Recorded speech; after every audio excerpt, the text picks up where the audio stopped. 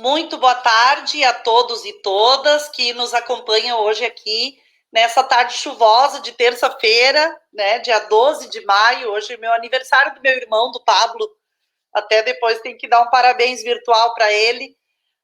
A gente está começando, então, mais uma live que a gente faz todas as semanas, trazendo convidados e convidadas, onde a gente conversa sobre o tema do coronavírus. E hoje a nossa convidada é uma amiga, colega de educação de longa data, né, a professora Fabiane Bitello. Quero te agradecer muito, Fábio, por tu teres aceitado o nosso convite. Já há horas a gente queria poder bater um papo contigo. Para quem não conhece a Fábio, ela é presidenta do nosso Conselho Municipal de Educação aqui na cidade. Ela também coordena todos os conselhos municipais de educação do estado, é a coordenadora da UNCME RS. Hoje nós vamos fazer uma conversa com a comunidade, com todos os nossos internautas, sobre os desafios da educação nesse momento de pandemia, né? Um dos setores que paralisou totalmente as suas atividades são as escolas, né?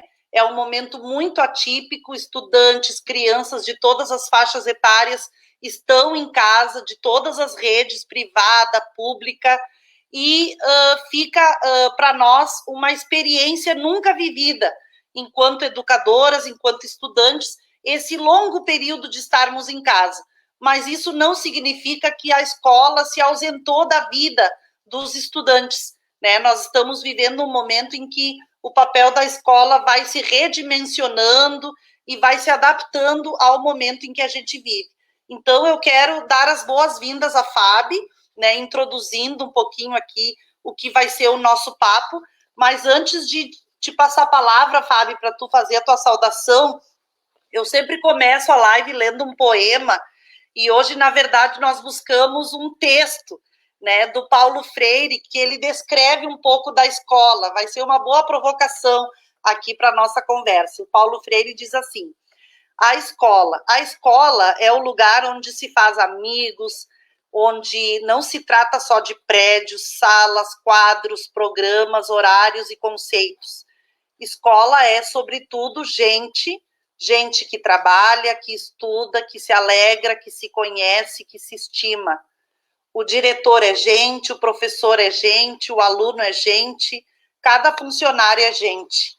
A escola será cada vez melhor na medida em que cada um se comporte como colega, amigo e irmão. Nada de ilha cercada de gente por todos os lados. Nada de conviver com pessoas e depois descobrir que não tem amizade por ninguém. Nada de ser como o tijolo que forma a parede, indiferente, frio e só. Importante na escola não é só estudar, não é só trabalhar, é também criar laços de amizade e criar ambiente de camaradagem, é conviver e se amarrar nela. Ora, é lógico, numa escola assim vai ser fácil estudar, trabalhar, crescer, fazer amigos, educar-se e ser feliz. Então, Fábio, com esse texto do Paulo Freire, onde a gente está avaliando um momento completamente distinto de tudo que nós já vivemos na área da educação, pensando também a escola, eu quero te dar as boas-vindas e te passar a palavra para que tu faça uma saudação já refletindo sobre o momento em que a gente vive. Então, boa tarde, Ana, prazer imenso que a gente possa, nessa tarde gostosinha de chuva, né, a gente se reencontrar nesse modo virtual. Um abraço aos colegas da rede, que eu estou vendo aqui do ladinho, acompanhando, né, no chatzinho, o pessoal que está aqui conosco, dizer que é um prazer muito grande, e eu tenho refletido que a gente nunca esteve tão junto, mesmo estando separados, né, eu acredito que nós também estamos aprendendo a nos reinventar nas condições sociais, de relações sociais. É um desafio muito grande. Nós que somos, o povo brasileiro é um povo que gosta do afeto, do carinho, do estar junto, né, da proximidade, do abraço. Ainda mais nós gaúchos, né, a gente adora um abraço para tomar um chimarrão. E hoje a gente está aprendendo, nesses últimos 60 dias, a lidar com isso. Há 60 dias atrás, eu estava em Porto Alegre com 80 pessoas do estado todo discutindo os futuros da educação do Rio Grande do Sul a partir do olhar do Conselho Municipal de Educação, e agora eu falo com essas pessoas só de forma virtual, né? Eu tenho amigos em todas as regiões do estado e a gente tem se visto e se falado praticamente todos os dias nesses últimos 60 dias. Né? Hoje de manhã conversei com o pessoal do litoral, falei com o pessoal da fronteira oeste, então no fim a gente acabou, e essa provocação que tu trouxe do Paulo Freire, né, a escola, o que é o espaço da escola, o que é o espaço aonde a gente faz o nosso fazer pedagógico diariamente dentro, né, desses muros, desse espaço que tem tanta vida. E hoje o maior desafio é que a escola está fazendo falta, né? Esse espaço, esse momento de estar junto dentro da escola está fazendo falta muitas vezes até para aquelas pessoas que diziam que a escola não era tudo aquilo, mas hoje que a gente não pode ir para a escola, a gente está vendo a falta que ela faz, a falta que o professor faz dentro da vida das nossas crianças, dos nossos jovens, né, dos nossos adolescentes. Eu tenho 3 filhos, para quem não me conhece. Eu tenho uma adulta, que já mora longe, né, ela mora no Rio, e eu tenho 2 pequenos. Até antes de começar fofoquinhas de bastidor, né, falando, tu quer me matar? Não, é que eu estava terminando aqui umas atividades com os meus filhos, né, porque eles também, a gente precisou se reorganizar, né, Ana? Tu tem a Bruna e tem e ainda tem a Sofia, que é pequena, eles precisam da gente, do contato da gente, de estar junto. E nós somos mulheres, professoras, mães, eu ainda estudo, estou fazendo meu mestrado, né? Sou mestranda e eu até tenho dialogado com os meus colegas que hoje eu vejo eu fazer o exercício de escrever, muitas vezes eu me vejo como que eu estou sendo egoísta porque eu estou escrevendo uma coisa que é para minha, né, para minha profissão, para minha vida profissional, mas ao mesmo tempo eu também estou fazendo o exercício de escrever e falar sobre a escola, porque o meu mestrado é sobre formação de professores, né? São os últimos 20 anos de formação continuada, então é um exercício de pensar a escola, de ver que ela é além das paredes dela. Eu acho que isso que tu traz dos laços de amizade, dos laços de afeto, está sendo o maior exercício que a gente está fazendo agora, que é o laço, que é justamente a empatia, é a gente se colocar no lugar do outro, é a gente se colocar no lugar do outro que está em casa, não porque quer, nós estamos em casa, não porque nós queremos, mas porque nós precisamos cuidar dos nossos e cuidar dos outros, para que os nossos colegas que trabalham no hospital tenham um fazer deles, né? O cuidado deles com aqueles que realmente precisam, que ficarem doentes. Então, é o nosso papel. Obrigada, Fábio. Nossa, tem muitas colegas aqui, eu não vou conseguir citar todas, mas eu quero dar as boas-vindas a todos que estão chegando aqui, agradecendo a quem participa da live.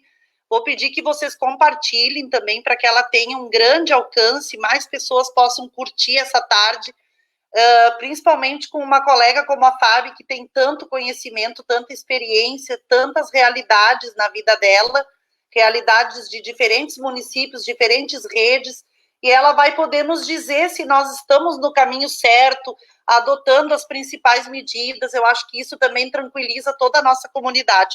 Pegando um ganchinho, Fábio, sobre esse papel da escola, né, onde ela sempre é uma referência muito positiva na vida das pessoas, os estudantes, assim, muitas vezes encontram na escola o espaço principal social, né, do contato com os amigos, das amizades, os adolescentes, já os namoros, as paqueras, não é só o estudo, né, toda aquela relação, assim, cultural, né, os programas que tem no contraturno, né, como aqui em São Leopoldo Mais Educa, toda aquela forma de construir uma permanência maior na escola, né? A gente vinha construindo uma política de ampliar a permanência.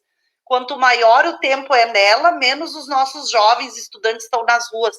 E agora, nesse momento de isolamento social, então, o principal espaço que a gente adota é a nossa casa, né?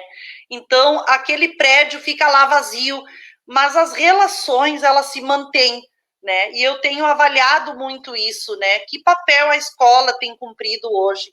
Ela, mais do que nunca, ela se coloca para dentro de uma comunidade escolar, né? A gente percebeu ali na entrega dos kits de alimentação, já 4 dias depois da suspensão das aulas, mesmo que não sendo obrigatório o envolvimento das diretoras, das equipes, dos colegas, a gente percebe que a escola hoje ela é um canal de comunicação sobre as políticas de prevenção da saúde. Quando que o ônibus vem? Qual é o grupo agora que está na hora da vacinação? Como é que funciona a vacina do idoso? Né? A gente percebe que a escola também ajuda no tema do acesso à renda básica, né? Que é um grande drama que a gente está acompanhando em nível federal. As pessoas, infelizmente, ainda em análise, há mais de 30 dias, aquele recurso não chega, a sacola econômica não chega. A gente sabe que às vezes tem o CRAS daquela região, mas às vezes a escola é a única referência da região, né? Então, o papel da escola, ele se transforma também. A escola acaba abarcando toda uma rede de solidariedade. Eu vejo na rede social que a relação dos educadores e dos estudantes, ela não encerrou, ela não parou. Ela está se dando de outra forma, né?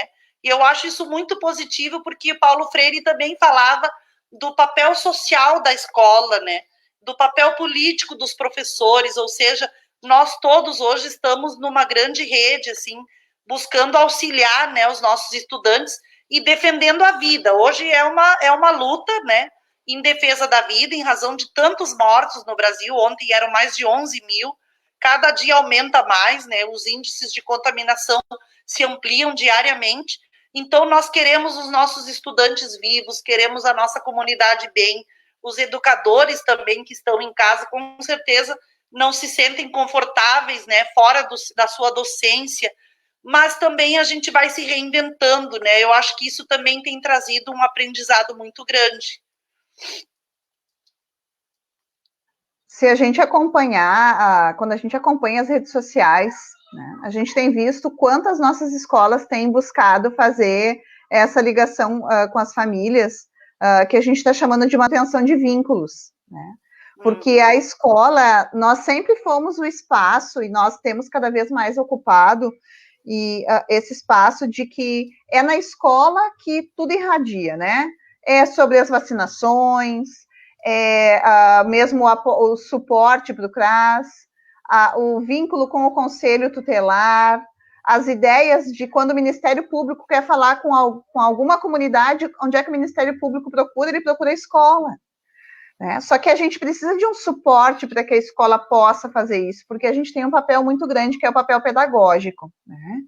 E hoje, nesse momento de pandemia, aonde a gente pensa, mas o que a escola está fazendo agora? Só que a gente tem que ter a ideia de que o processo de ensino-aprendizagem não é encher o caderno, encher folhas.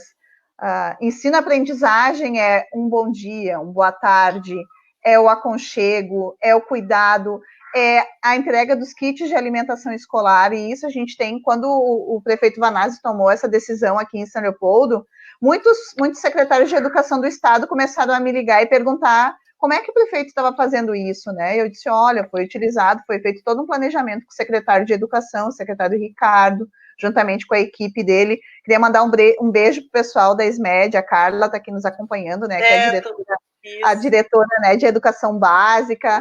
Temos as colegas da educação infantil que também estão acompanhando, as conselheiras municipais de educação que estão aqui, que eu anotei, que é a Ana Frei, a Tice e a Rosana, que estão acompanhando a live também. Um beijão para o pessoal do CME, que está trabalhando muito, tanto na SMED, quanto aqueles que são da SMED, quanto aqueles que trabalham nas comissões que o Conselho tem, porque mesmo em isolamento social a gente tem trabalhado muito, e dizer que esse papel da escola tem cada vez mais sobressaído, porque onde é que a comunidade vai buscar o suporte para ver como vai conseguir o apoio do governo federal, que está tão difícil de chegar de fato dentro da casa da pessoa, né? Já foram entregues, já passamos a segunda entrega de kits de alimentação escolar para as nossas famílias, de baixa renda, para as comunidades mais carentes do município. Então, se tem um cuidado, se tem uma preocupação, em escolas que não fazem parte desse grupo, as próprias equipes diretivas estão, sim, fazendo um trabalho, gente, que, assim, que é exemplar, que é de se doar, de buscar alimento, de construir sacolas econômicas para poder ajudar essas famílias. Esse cuidado, esse estar, isso é ensino-aprendizagem. Esse processo que é nosso, que é da escola, que é o cuidar do outro. Gente, vocês vão ouvir no fundo o meu filho, tá? Que ele tá brincando. Faz Tá? parte. Faz parte de trabalhar em Com casa, né? certeza, é. Daqui a pouco meu cachorro, se passar alguém na rua, ele Não vai tem problema. tá?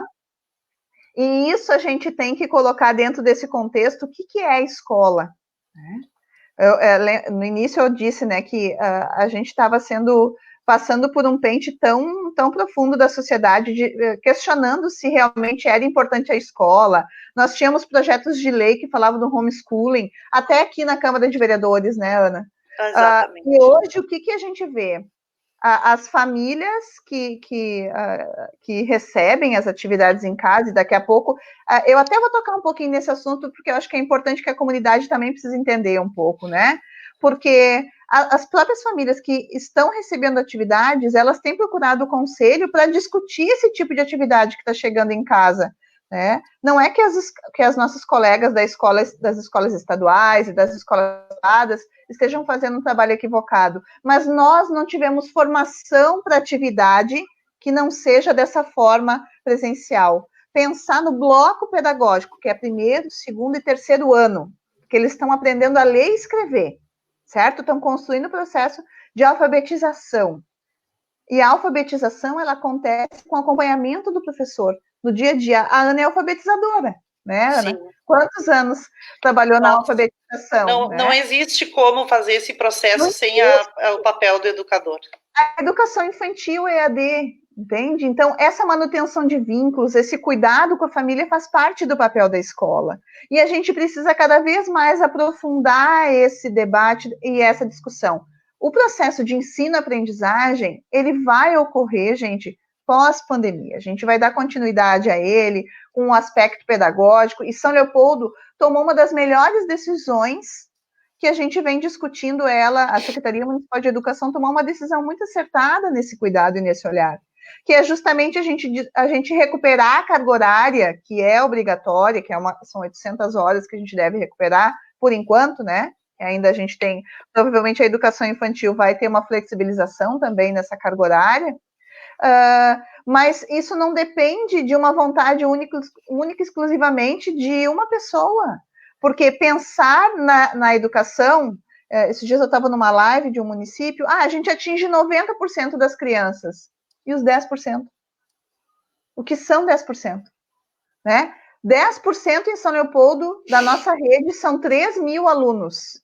Significariam três escolas Castro Alves, que a gente não se preocuparia, pensaria, após pandemia a gente recupera 3.000, sabe? Então, assim, Sim. Se fosse 5%, seriam 1.500 crianças, né? Então, todas elas são importantes para nós, e por isso as equipes diretivas, por isso a secretaria, o conselho, a gente tem tido esse cuidado de pensar que a gente vai ter tempo, sim, né? Nós vamos ter tempo pós-pandemia para isso. Agora a gente tem que fortalecer os vínculos com as famílias, nós temos que organizar esse processo para que a família possa, sim, se sentir acolhida, se sentir bem, para pós-pandemia a gente dar continuidade com o processo de ensino-aprendizagem, de fato. Bom, tem muitas pessoas aqui, eu estou com dificuldade aqui com o meu mouse e eu tenho até medo de errar, porque esses dias eu acabei não enxergando mais os comentários, mas eu vejo que a equipe, várias colegas da SMED estão aqui, a Carla, em nome dela eu quero saudar todas, eu vi também conselheiras do conselho, né? E, tem colegas do Nilza que estão acompanhando também. Ah, que legal. Uhum. A gente vai aos pouquinhos falando, tu também vai me ajudando nessa questão dos comentários ali. Pode deixar. Fábio, no âmbito da política pública, né, a gente vinha avaliando já no Brasil, infelizmente, após o golpe que nós sofremos em 2016, toda a agenda pós-golpe é uma agenda de desmonte das políticas públicas federais, né? A própria emenda constitucional 95, a PEC 95, ela trouxe o congelamento dos investimentos por 20 anos nas áreas mais cruciais, né? tanto a educação como a assistência social como saúde foram incluídas nesse pacote, né, de redução de investimentos. A gente vai percebendo também que o pré-sal, né, que foi uma grande luta que nós fizemos, buscando que a grande maioria dos recursos do pré-sal fossem investidos na área da educação, 75% na educação, 25% na saúde, ou seja, se nós estivéssemos hoje com a política do pré-sal que nós tínhamos antes do golpe, talvez o próprio pré-sal estaria fortalecendo, né, esse processo que a gente vive hoje. Mas o que se vê é uma redução de investimentos, e os programas mais importantes como o ProUni, o FIES, o Mais Educação, né, que é muito residual. Aqui em São Leopoldo, se não fosse o Mais Educa local, eu acho que nós não teríamos essa oferta, né? E o exemplo do Enem, né? O Enem, o fato do Enem não ser adiado pelo governo federal, e quando o governo federal fala que a maioria tem acesso, né? A gente reflete, Fábio, que o direito, o acesso ao conhecimento é um direito de todos. Então, o exemplo da manutenção do Enem e desse momento de redução dos investimentos na educação mostra que já tem um projeto nacional de precarização da educação, né, de redução dos programas. Agora querem manter o Enem, e aí quem não tem acesso à tecnologia, quem não tem educação à distância, vai ter menos condições de participar desse processo.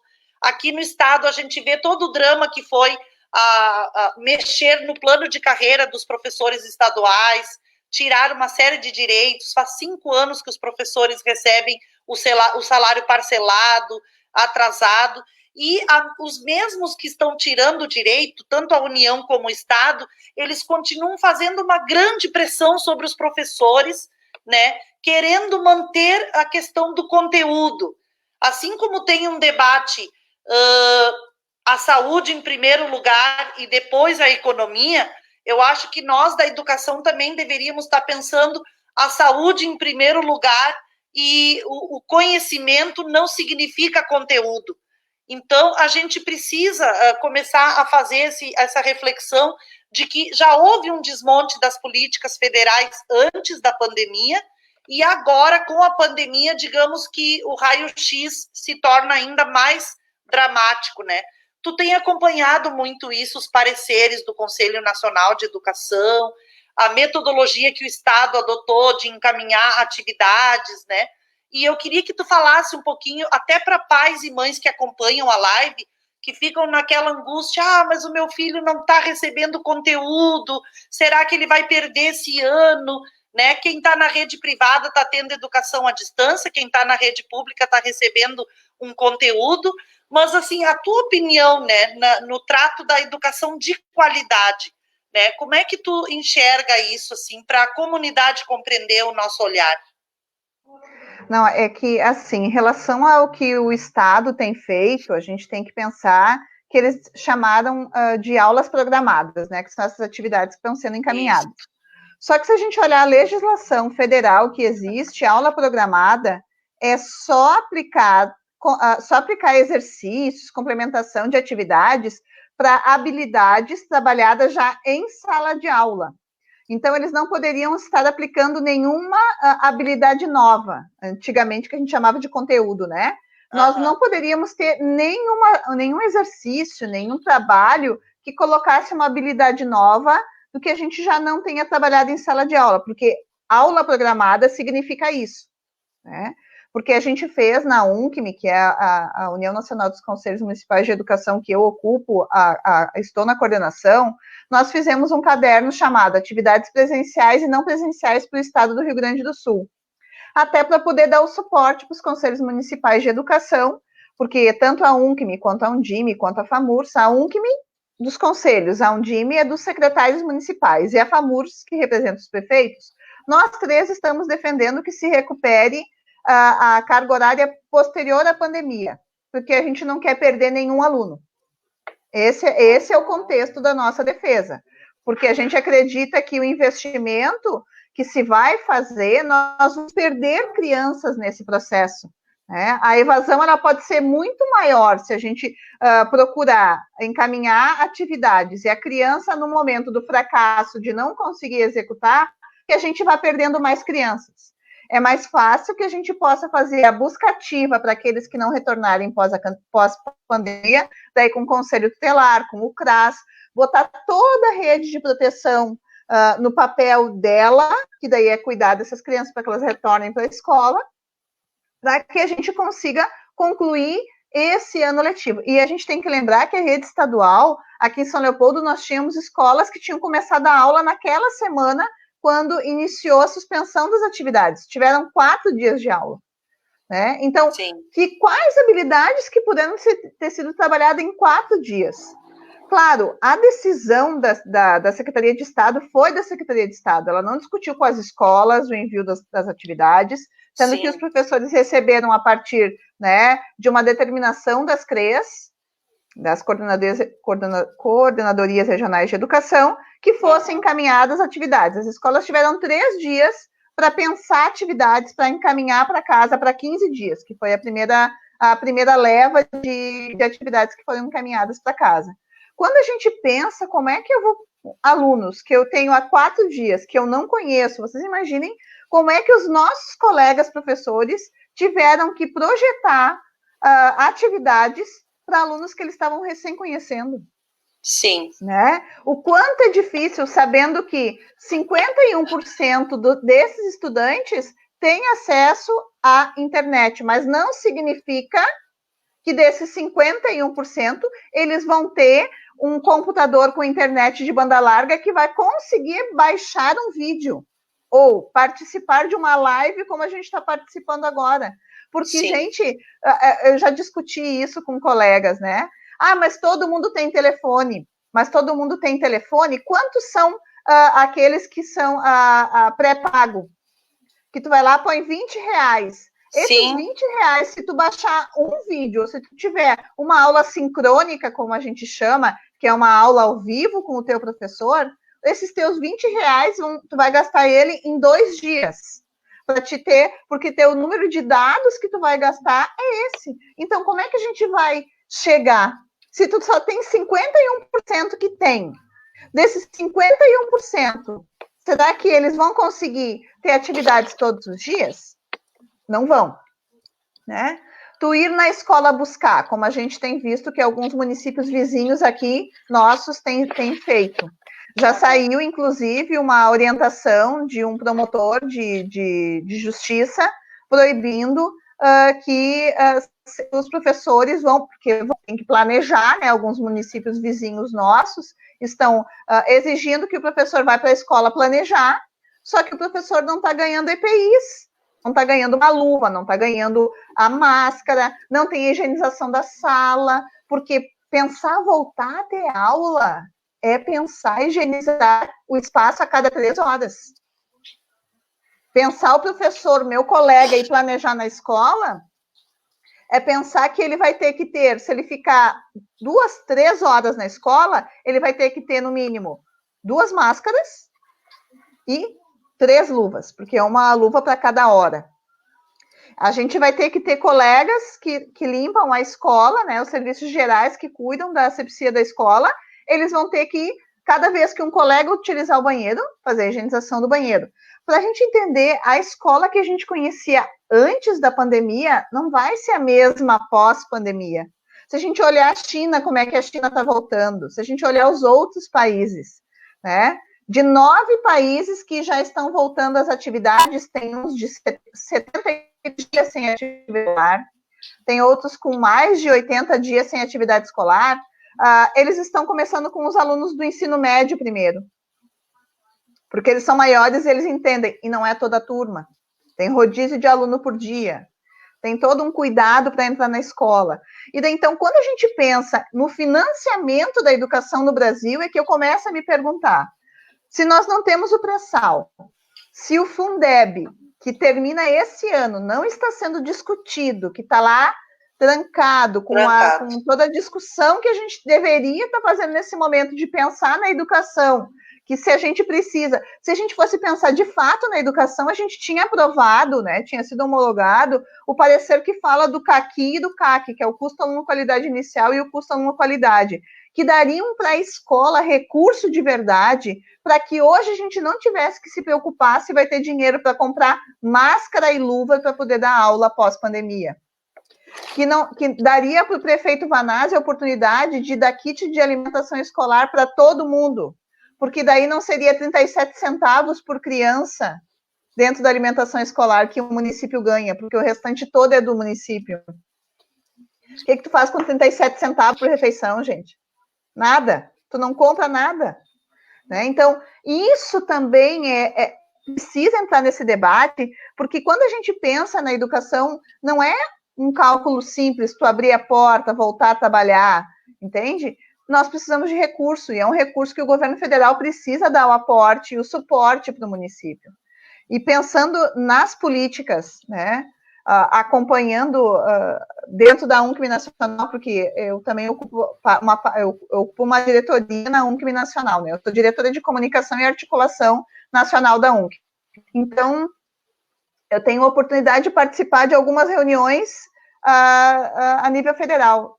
Gente, assim, ó, desde que a presidenta Dilma foi retirada do dela, que ela é para tal, nós nunca mais tivemos recurso do MEC enquanto UNCM, que antes nós tínhamos. Né? Nós tínhamos o recurso para que nós pudéssemos ir até Brasília, as reuniões eram no Ministério da Educação, ou eram dentro do Conselho Nacional de Educação.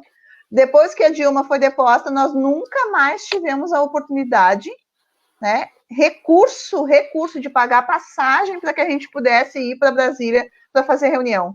Nós daí tínhamos que aproveitar outras atividades, né, o Rio Grande do Sul, como a nossa seccional, é uma entre das 27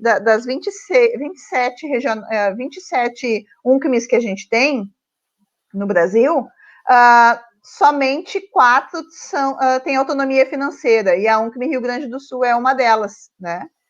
E só nós 4 que tínhamos recurso para pagar para que a gente pudesse ir para a reunião.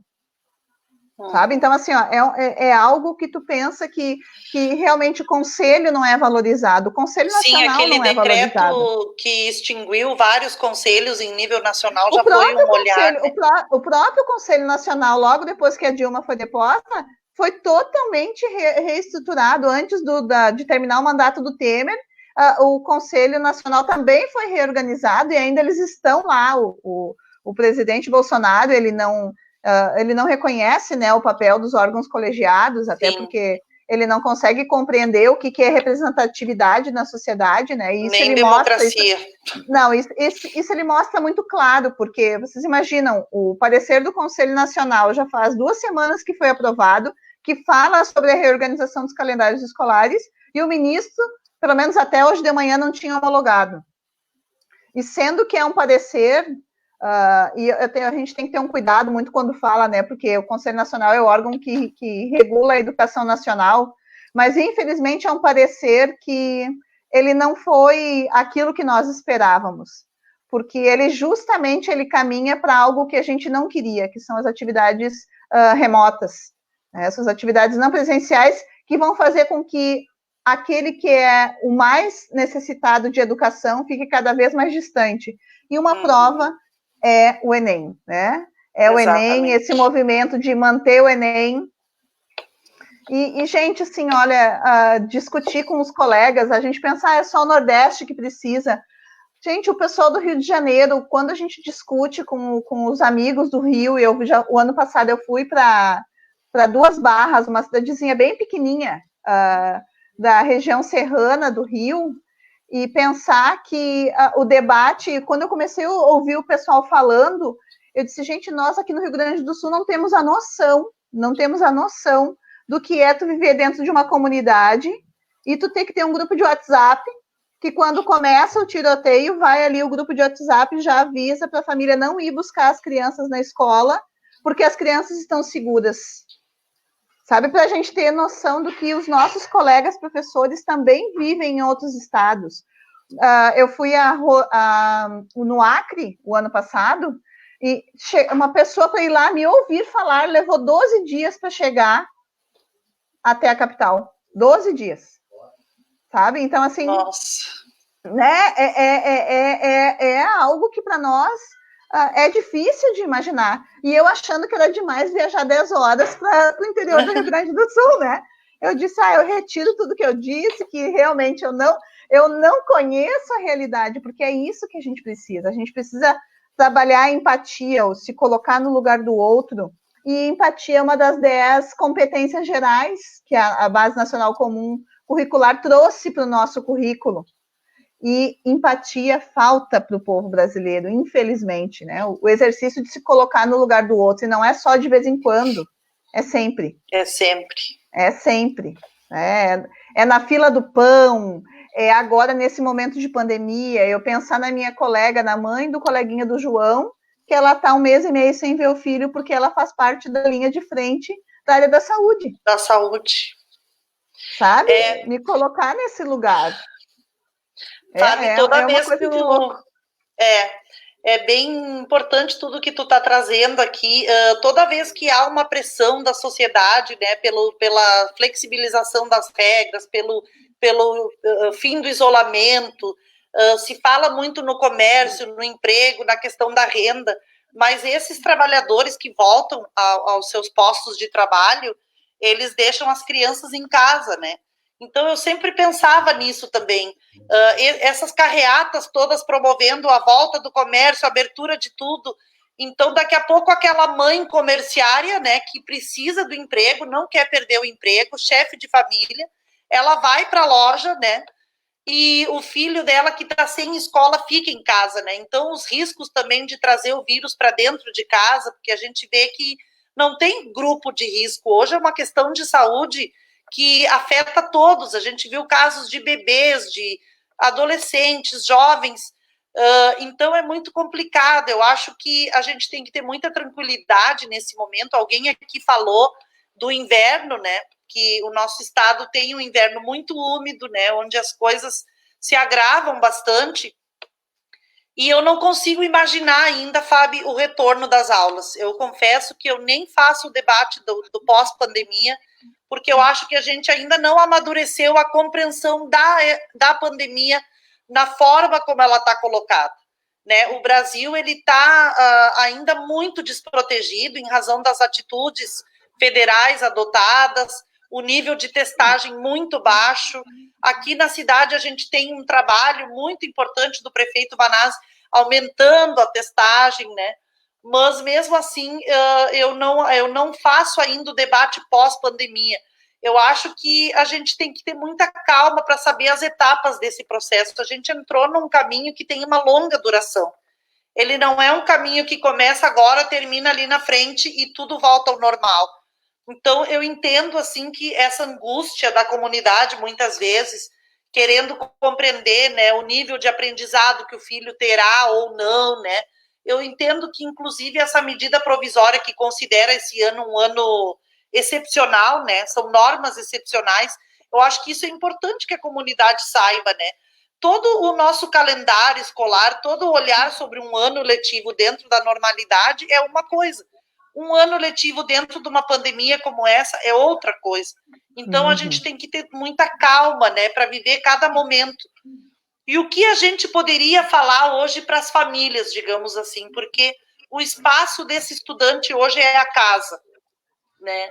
O nosso convívio até dentro da casa precisa ser melhor administrado, porque estamos todos nós aqui, né, fazendo as nossas rotinas. Às vezes eu estou numa live, a Sofia quer olhar o desenho, ela, mãe, tu fala muito alto, então eu tenho que combinar com ela, ela vai brincar no quarto, eu faço a live.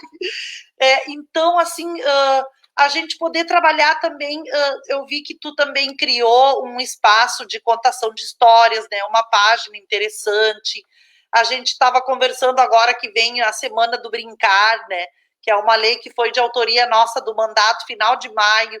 Então, a gente pensa também que essa oportunidade dos filhos com os pais, ela pode também enriquecer muito o estreitamento de uma relação mais afetiva, né? Acho que foi o Sauer que falou agora há pouco aqui nos comentários, Deixa eu ver se eu... Ai, eu não vou conseguir buscar. Eu sou péssima nisso, porque quando eu mexo aqui, eu acho que eu vou... Acho que o Sauer falou um pouco, assim, de que a gente precisa também aprender com esse momento a redescobrir alguns valores humanos, né? Trazer isso para uma realidade.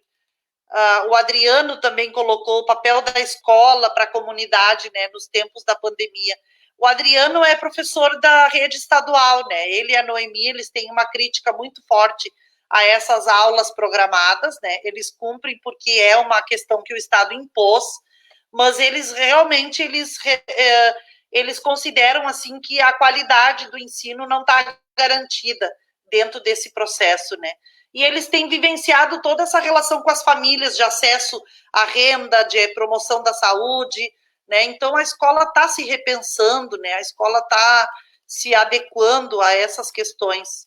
Não consegui achar aqui o comentário do Sauer, mas é um pouco isso aqui, ó. De alguma forma podemos deixar mais não podemos deixar mais sobrecarga sobre os educadores, mas é necessário, ainda mais pós-pandemia, né, pensarmos como educar uma geração que, diferente da atual, saiba valorizar a ciência, respeitar o que é melhor para o coletivo, romper as barreiras sociais, né, defender o meio ambiente acima de tudo, a questão da natureza, né. Eu acho que o momento também é uma oportunidade, né, Fábio, da gente se reconectar, né, com alguns setores de sustentabilidade, de projeção, né, de vida com base em outros valores sociais, né, porque o capitalismo tão desenfreado, ele foi trazendo essa relação de consumo, né, cada ser humano é um número, nós somos uma estatística, não, nós somos 11 mil pessoas que morreram no país, sabe? Não é só um número, 11 mil pessoas são muitas famílias que choram hoje. Então, isso dá 5 cidades do interior do estado. 5 cidades inteiras. Isso somos nós perdermos. Aqui são 497 municípios. Nós perdermos Engenho Velho, os municípios que nós temos Engenho Velho, para a gente ter uma ideia, que é o menor município em número de habitantes do estado, tem 1.388 habitantes. É praticamente tu ter ali, ó, 6 Engenho Velho, quase 7 que acabariam. Né, entende? E isso é muito sério, porque não é um número, são 11 mil, não, são 11 mil pessoas que são pais, mães, filhos, e realmente nós temos crianças, aqui no Brasil a Covid, ela está mutando, se a gente olhar, ela está afetando bebês, né? Sim.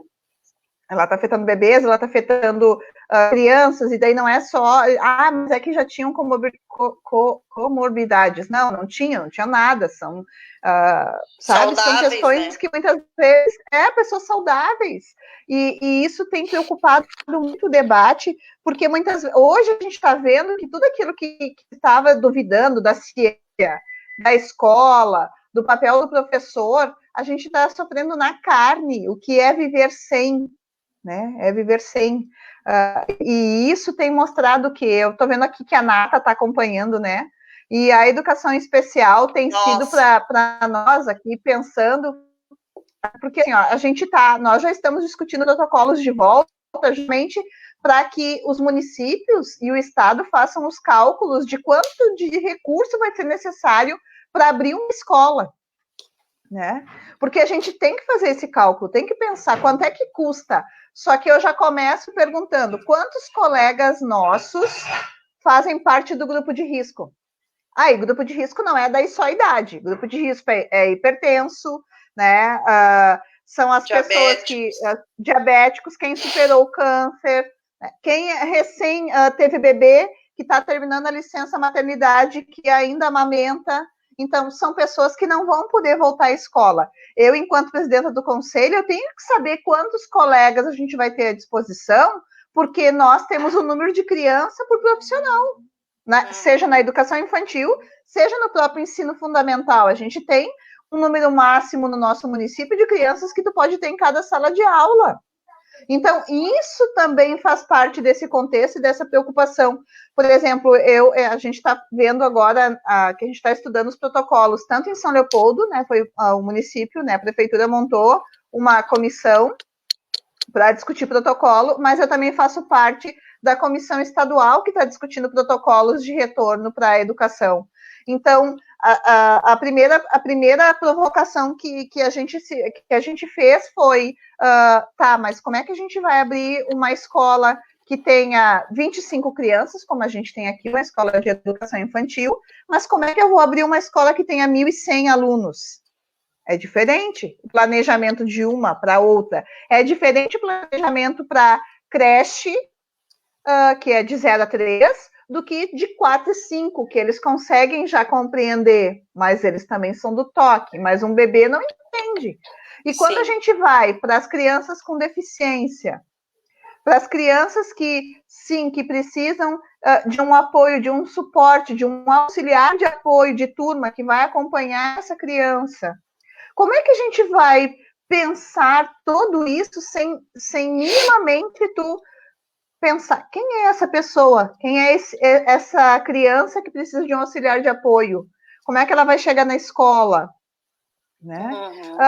Os jovens que estão na educação de jovens e adultos. Hoje de manhã até eu estava conversando com a Carla, da SMED, a respeito disso. Como é que a gente pensa isso? Como é que esse pós-pandemia? Porque nós temos que planejar, né? Nós temos que pensar, e aqui a Secretaria de Educação tem feito muito isso, tem feito um debate. Nós montamos dentro do CME uma comissão para discutir calendário escolar, né? E é uma comissão que é representativa da cidade de São Leopoldo, porque a gente tem professor de educação infantil, professor de ensino fundamental, nós temos professores de educação especial, que não faz parte do nosso sistema, mas que também está nessa comissão, né? Nós temos representantes das escolas privadas de educação infantil, a Secretaria da Secretaria, a gente chamou o pedagógico da Secretaria, porque a gente precisa pensar, o conselho vai orientar o sistema, só que essa orientação vai ser para pessoas, para que reflita em processo de aprendizagem. Mas como é que eu não vou pensar em particularidades? Eu preciso pensar nas particularidades. Ó, aqui está a Cris, Maria Cristina Conrad, é lá de Santa Cruz, que é minha primeira vice da UNCME, também está aqui acompanhando, ela é vice-coordenadora do Vale do Rio Pardo, está aqui conosco, a Cris. Que legal. Dizer que é importante a Cris, tá, gente? Sim, porque a gente, quando vai numa live, tem sempre o cuidado de sempre divulgar, né? Porque às vezes eu brinco, agora é a Fábio de São Leopoldo que está falando, né? Porque tem muito isso.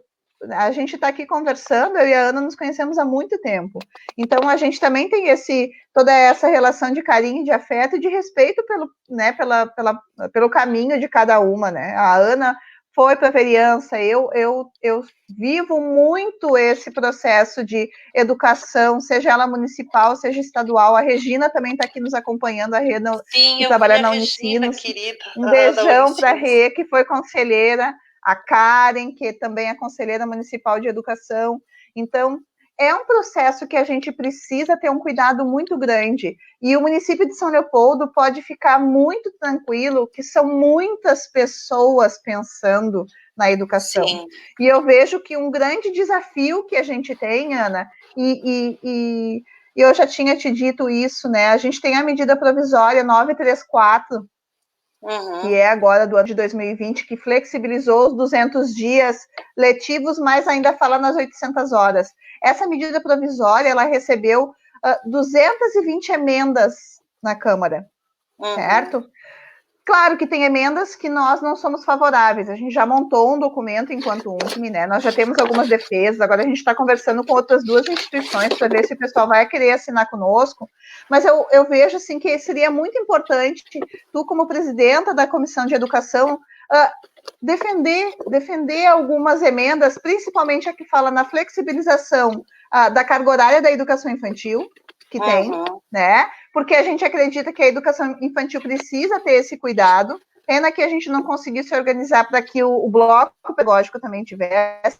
Por quê? Porque a educação infantil, ela é 4 e 5 anos, é obrigatório, né, a matrícula, mas ela não é, a gente não pode dizer, mas se ela não tiver as 800 horas, ela vai ficar retida. Não tem a retenção na educação infantil, certo? Sim. Ela vai passar para o ensino fundamental, ela vai ir para o ensino fundamental. Então, por isso que a gente está defendendo que essa flexibilização ocorra, mas que também a gente tenha um olhar para que os sistemas municipais de ensino, junto com as comunidades escolares, possam pensar esse calendário. Porque a gente tem que ter em mente que quando a gente voltar, nós vamos estar também saturados, gente, porque nós não estamos em casa a passeio, nós estamos trancados Sim. em casa, né? A gente está isolado em casa. Eu moro do lado do meu cunhado e da minha cunhada. As nossas crianças não brincam. Já faz 60 dias que eles não brincam. Eles brincam Isso gera uma sobrecarga muito grande, né? Emocional. Claro, a gente acha que não, grande. Mas é muito estressante. Eu tenho trabalhado de 12 a 14 horas por dia. Porque daí são lives, são reuniões, sim, é tudo, e daí mais as coisas de casa que tu tem que fazer. Sim, né? sim. Porque tu precisa cuidar dos teus filhos. Só que a gente tem que pensar que pós-pandemia a gente vai voltar para a escola. Mas a gente também tem que ter o cuidado de não sobrecarregar esse ano letivo. E aqui claro, nos comentários, será que esse ano letivo não está perdido? Não, não vai estar perdido, sabe por quê? Sim, porque alguns pais pensam nisso.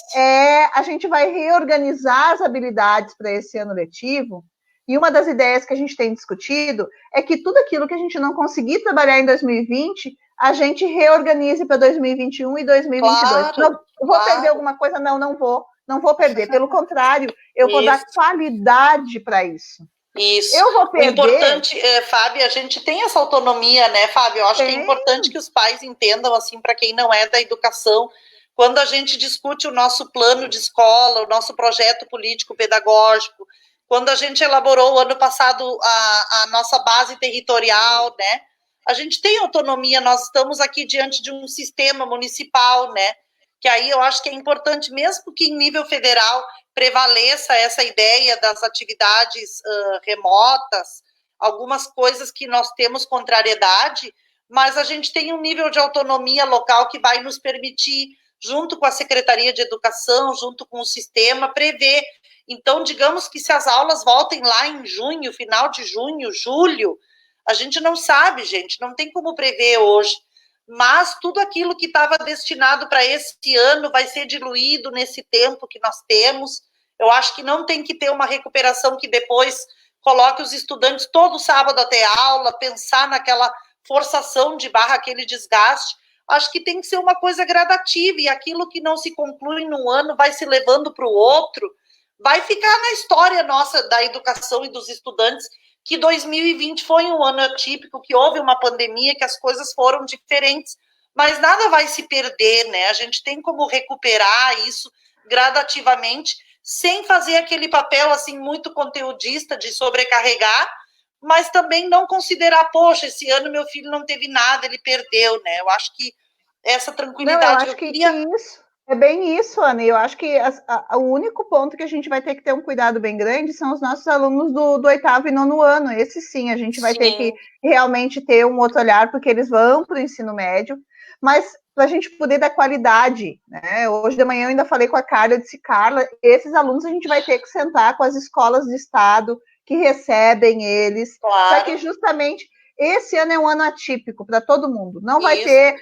mas a rede privada está mandando atividade. Gente, mas a atividade não acontece de forma... Ensino-aprendizagem não acontece isolado. O Nova nos provocou aqui na abertura do ano letivo esse ano, que a gente tinha que reinventar a escola. Reinventar a escola é o que a gente vai fazer. Né? É esse processo de manutenção de vínculos, é a comunidade, a sociedade vê a importância que nós temos, que a escola tem, que o professor tem, e se a gente acompanhar nas redes sociais, até tem uns vídeos muito engraçados, né, dos pais dizendo, eu não aguento, e só tem uma criança em casa, duas. Tu imagina ter 25 na sala de aula, É, né? uma hora que os pais começam a pensar e valorizar, né, a educadora, o educador pensar, nossa, como é que eles aguentam 30? E eu com 2 aqui, tô quase morrendo. Quase louca, né? Então, isso a gente precisa, esse cuidado, esse respeito com... E a escola tem isso, respeito pelo percurso pedagógico de cada um, né? Quando a gente tem as nossas reuniões pedagógicas, quando a gente discute, tu muito bem trouxe, quando a gente discutiu o ano passado o nosso documento de território municipal, que a gente falou das habilidades, das competências, eu lembro muito bem do grupo de direitos humanos, a quantidade de situações, o Ederson está aqui nos acompanhando, que trouxe a educação física, né, que trouxe essas relações, tudo isso é importante, a Raona também está aqui, que defende tanto a educação infantil, né, então, são particularidades que a gente precisa, só que a gente tem que pensar, né, tem gente que não vê dessa forma, tem gente que tem sociedade que não vê, né, pessoas que não fazem parte da escola, tem colegas da escola que também pensam diferente, tem. Que chato que se fosse todo mundo igual, né? Então, é justamente isso, a gente precisa agora pensar nessa escola e pensar nesse contexto para que a gente possa, de fato, ter qualidade. Né? Pensar criança é pensar nessa particularidade, não é o caderno cheio que vai trazer qualidade. Eu tenho que pensar em qualidade com equidade, aonde os diferentes vão poder ter o mesmo direito daquele que tem já uma família estruturada, que tem tudo em casa, e aquele que não tem. Né? Verdade. Eu acho que esse é um papel muito forte, muito grande que a gente tem que fazer. Agora que eu consegui ver o depoimento aqui da Nata, né? Ela disse: sou mãe de criança especial e nós corremos atrás de atrasos no desenvolvimento. Felizmente, busquei estudar e consigo manter minha filha em estímulos constantes, bem como adaptar as atividades que vêm da escola, mas a minha realidade é uma pequena parcela, né? E a gente conhece o trabalho dela, né? Até quero dar os parabéns para a Nata, que está nos acompanhando, porque realmente ela é uma mãe assim muito estimuladora, que está sempre presente, se aperfeiçoando. Mas imagina, Fábio, essa realidade também de quem tem filho especial, daí surgiram outras pessoas aqui, né? A Ana Paula também tem filho autista, né? De 14 anos, está no 8º ano. Esses desafios assim que a gente tem nesse atendimento aos especiais, né? Hoje a realidade da casa também é um espaço que limita na questão do convívio social, mas a família ganha uma importância assim superior até a da escola, né? Então é bem interessante. Eu vi que o Pablo passou por aqui também, o aniversariante de hoje, fez um elogio lá atrás. Eu também vi que ele passou aqui. Se ele está assistindo, então nossos parabéns, nosso abraço, querido. Hoje está de aniversário. A Indy também, que é assessora técnica do CME, está acompanhando. Um beijo para a assessoria, porque o CME não trabalha sem assessoria técnica, gente. E eu sempre digo, eu fui assessora técnica há muito tempo do CME. É verdade. E quando a gente trabalha no conselho, o melhor espaço que tem de aprendizagem dentro da educação é a assessoria técnica, né?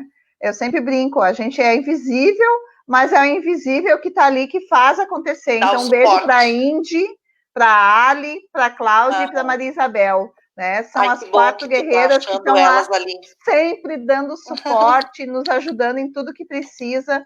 Estão coordenando a comissão de calendário escolar super bem. A Indy e a Cláudia são novas no conselho, chegaram esse ano e já, no meio de todo, né, esse furacão que está sendo a pandemia na vida de todo mundo, mas as gurias estão ali, estão trabalhando, cada uma dentro da sua particularidade. A Cláudia tem criança pequena, então ela está em casa, ela fica nos mandando, estou aqui trabalhando com o filhote dela no colo. Hoje de manhã ela estava assistindo a live, que eu participei de uma live de manhã com a Andréa do CEPROL.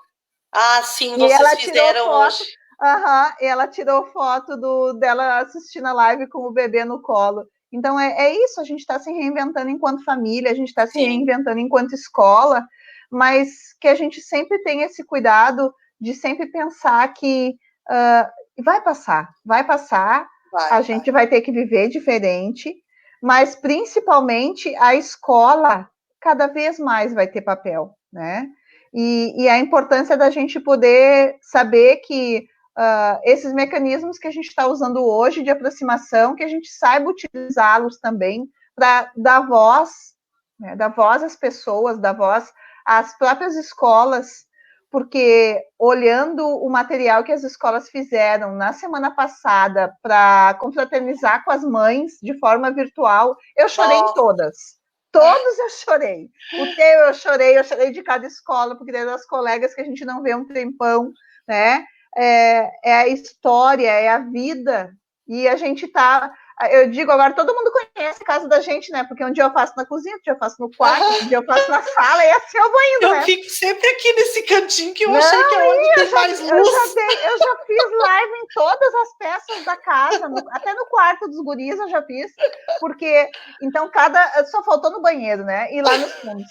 Mas o resto todo mundo já viu, porque justamente é isso, tu vai te adaptando, né? Hoje eu tô aqui porque os guris estão olhando TV num quarto, daí o meu marido tá em casa também, tá deitado no outro quarto, e assim a gente vai indo. Então, sim, porque é isso, a gente está se reinventando, a gente está se readaptando, porque a gente vive junto mesmo, é nas férias, que são ali 15 dias que a gente consegue ficar junto de fato, sim, porque a gente nunca consegue tirar. A gente nunca ficou tanto 30, tempo junto, né? A gente nunca tirou 30 dias de férias, não, né? E eu disse, gente, mas olha, eu tô com saudade, vai dizer que não dá saudade da gente estar na rua, da gente fazer as coisas da gente, né? Eu disse, eu nunca eu vou dar tanto valor a sentar e tomar um cafezinho com alguém, que eu disse que aqueles cafés que eu estava devendo para meio mundo, tu é uma que eu estou devendo café, eu vou fazer questão de tomar todos esses cafés. Todinho. O nosso último café faz um tempão. Então é isso, sabe? Que no fim a gente acaba, né, ficando longe, mas na verdade a gente tem que estar junto, a gente tem que estar perto, sim, porque é assim que a gente progride, né?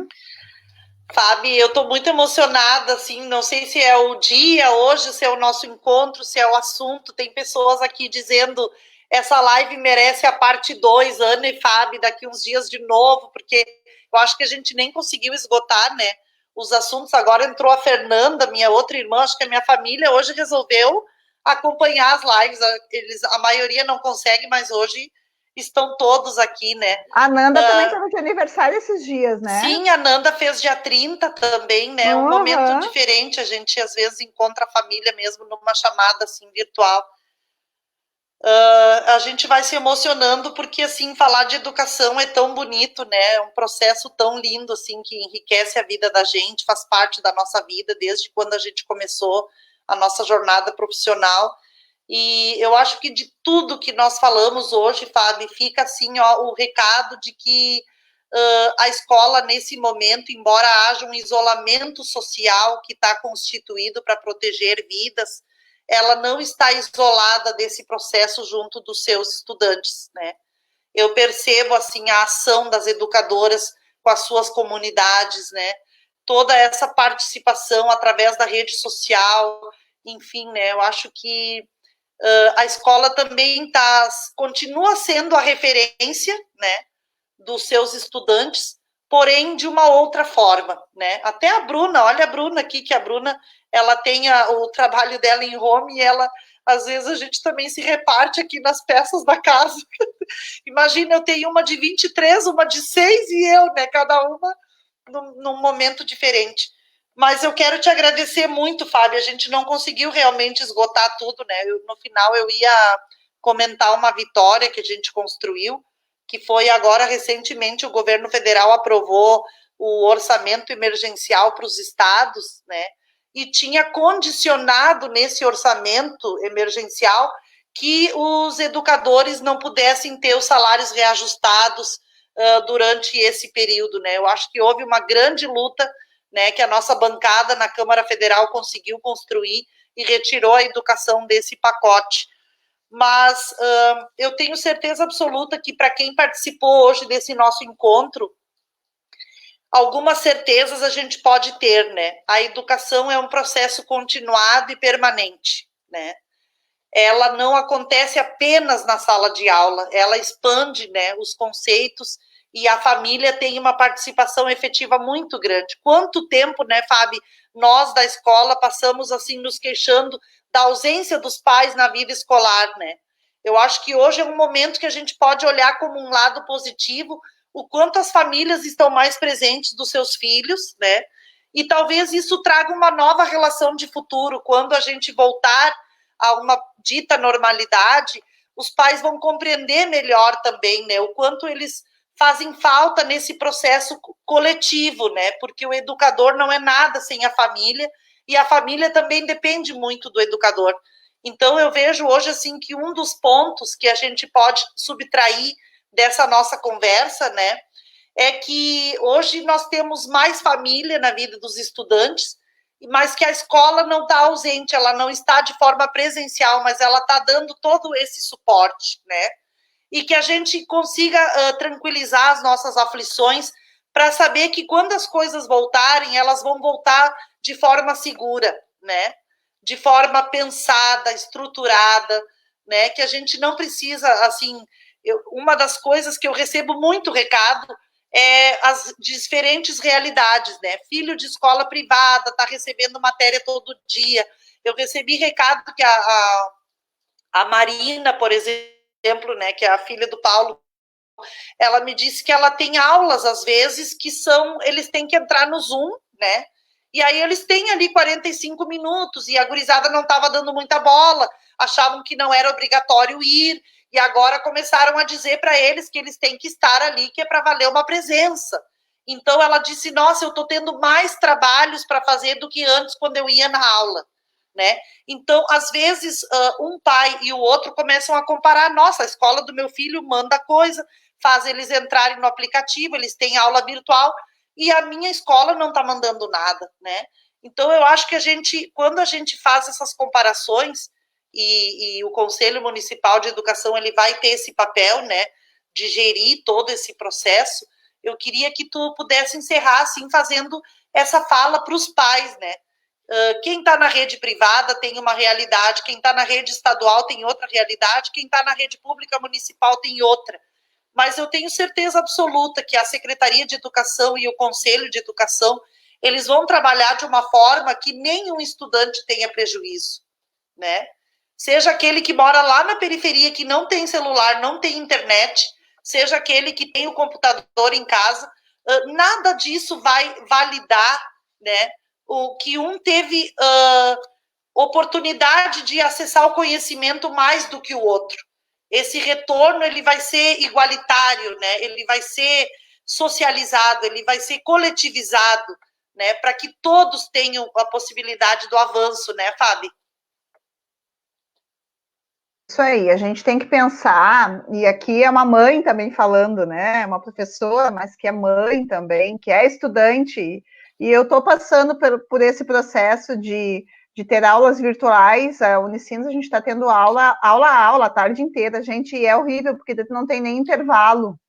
Isso que nós somos adultos, Sim. Adultos tendo aula. A Bruna também está tendo aula. A URGS, por exemplo, optou em não ter, porque, gente, é o estresse, porque na última aula, a minha internet começou a cair bem na hora que eu estava falando, e eu tinha que falar, né? Amanhã, por exemplo, eu tenho aula e eu tenho a apresentação do meu trabalho, e eu preciso estar na aula, só que eu já estou estressada pensando como é que eu vou ficar se a minha internet começar a trancar e eu não conseguir participar.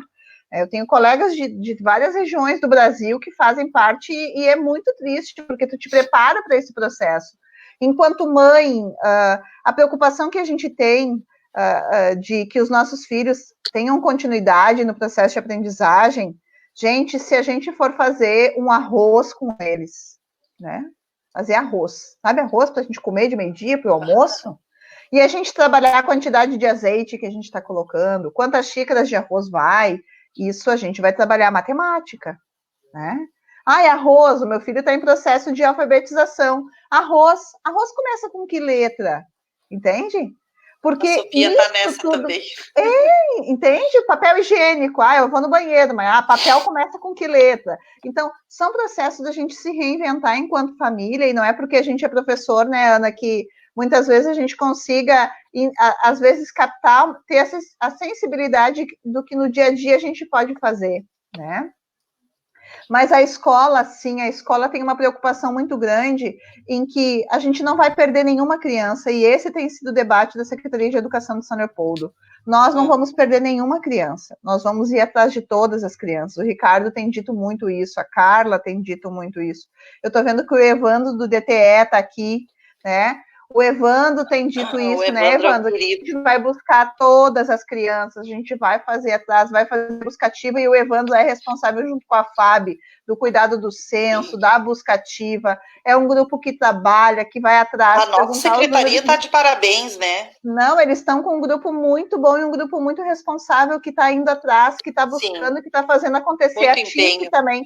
A Tice estava aqui nos acompanhando, a Tice tem esse cuidado, esse respeito de acompanhar o processo dos professores, né? Isso a gente está tendo. Os pais podem ficar tranquilos que a gente faz esse contato, né? A gente tem esse... E quem está tendo atividade em casa, que são das outras redes, as crianças vão ter que, sim, passar por processos para que a gente possa averiguar, e o parecer do Conselho Nacional, o parecer número 5, dialoga com isso, o acompanhamento pós-pandemia para quem teve atividade, que pode ser que a gente tenha atividade que foi dada, que não foi, a habilidade não foi construída, não foi efetivada para esse estudante. Ele não conseguiu construir a habilidade, estabelecer ela como aprendizagem. O professor vai ter que voltar e vai ter que fazer. A Simone Valdete está aqui nos acompanhando também, um beijo para ela, né? Ai, a Simone várias vezes comentou, não consegui dar um abraço. Obrigada, isso, Simone, por estar aqui conosco. As gurias do Dilsa, tá? A Nara, a Cláudia, a Márcia, a Tati, que foi nossa aluna no Dilsa, está aqui também, a Ali Bach, muita gente maravilhosa aqui acompanhando. Nossa, depois eu vou responder cada comentário, não consegui aqui, é muito difícil coordenar.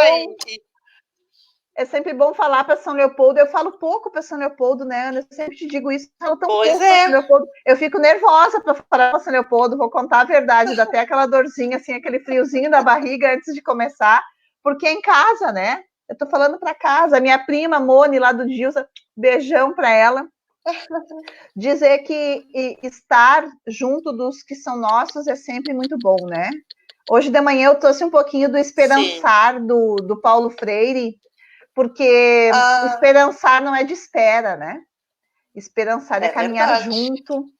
Então, que a gente saiba esperançar, que nós saibamos sempre caminhar juntas e juntos nesse processo, e que a pandemia também possa nos reinventar enquanto rede municipal, enquanto cidade de São Leopoldo, né? Que a Câmara de Vereadores tenha esse cuidado também com a população, de que a gente sabe que a economia ela é importante, mas a economia é feita de pessoas, é feita de vida de pessoas.